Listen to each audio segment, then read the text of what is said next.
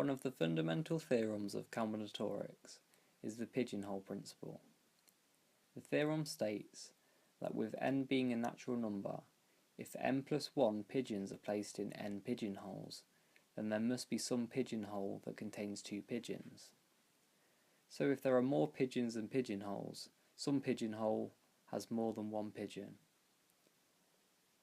For the next part, we'll introduce some terminology that may be new to you. We define the ceiling of some real number x to be the smallest integer greater than or equal to x.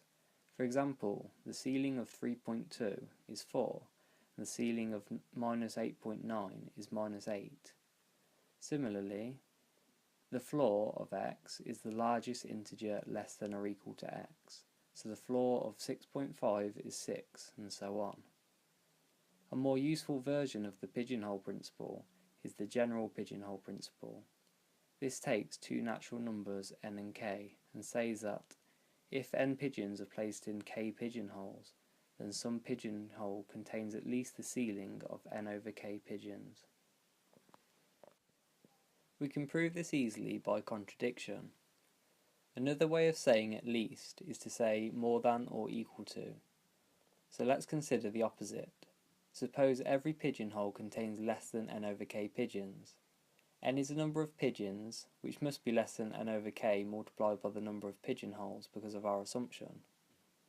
The number of pigeonholes is k, so cancelling these out gives us that n is less than n. What? Obviously this is a contradiction, so our assumption was false. So there must be some pigeonhole that contains at least n over k pigeons. Since the number of pigeons in each pigeonhole must be an integer, the number of pigeons in this pigeonhole must be the ceiling of n over k, and our proof is done. The pigeonhole principle can be applied in many different ways. Here's a simple example. Let's take a standard pack of 54 playing cards. If you are playing a game that involves dealing hands of 11 cards, then our claim is that any such hand must contain at least 3 cards of the same suit. Here, this is shown by the 4 hearts. The 4 clubs are also an example of this. We let the cards in a hand be the pigeons, so n equals 11, and the 4 suits be the pigeonholes, so k equals 4. Now, by the general pigeonhole principle, at least the ceiling of 11 over 4, which equals the ceiling of 2.75, which equals 3, of the cards must be in the same pigeonhole.